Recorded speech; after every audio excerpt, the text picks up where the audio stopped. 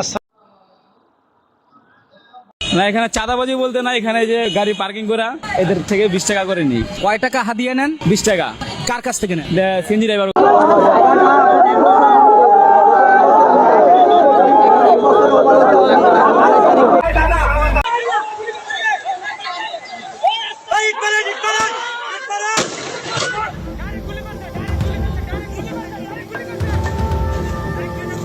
উনি পেছন থেকে বের কইরা কোনো বিচার বিবেচনা না করে, আমি একজন স্টুডেন্ট কিনা বা আমি একটা কোন ফ্যামিলির সন্তান, কার মার কোল খালি হবে, কোনো কিছু নির্বেক জাস্টিফাই না করেই একদম কাছ থেকে আমাকে গুলি করে। আমাকে না, আমার গায়ে একটা ধাক্কা লাগছে, আমার মনে একটা ধাক্কা লাগছে।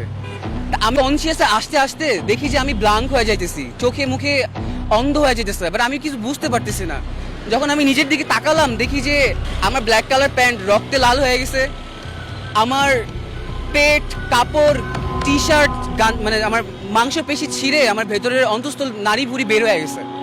তো 10-15 জন লোক নিয়ে আসলো, নিয়ে আসার পরে আমার হাত পাও বাঁধলো, বাঁধার পরে যেরকম মায় সেরকম খুশি।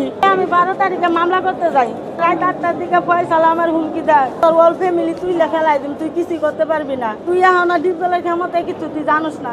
আমি 17 কোটি মানুষের কাছে আমার জান ভিক্ষা চাই এবং আমি ন্যায় বিচার চাই। আমি 2 তারিখে গাবতলী যাই গরু দেখতে, গরু দেখা দেওয়ার পরে দেখি অনেকগুলা লোকজন। তখন আমি লোকে করে বললাম যে ভাই যেন কি হয়েছে, তখন বললো যে ডিপজল ভাই আসছে। তো বললাম তাহলে ডিপজল ভাই আসছে, আমিও তো তার ভক্ত, ছবি দেই, তাহলে আমি তার সাথে 2টা কথা বলবো। এই কথা কয়ে আমি চেম্বারে যাই ডিপজল ভাইয়ের সালাম দিলাম যে ভাই আসসালামু আলাইকুম, আপনার সাথে 2টা কথা বলবো, আমি আপনার ভক্ত। তখন ডিপজল ভাই বললো এই মহিলা কিভাবে ঢুকলো, মহিলার গাড়ি ধাক্কা দিয়ে ভাই করে দে। কে ফোন দিছে?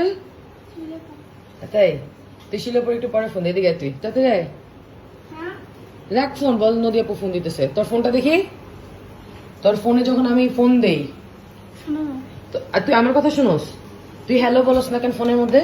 বিসমিল্লাহ ফোন তো ডাইন পা বিসমিল্লাহ ফোন তো দাঁড়াও, তুমি আসছো আমার বাসায়, তোমার দায়িত্বগুলো তোমার বুঝাই দেয় নাও।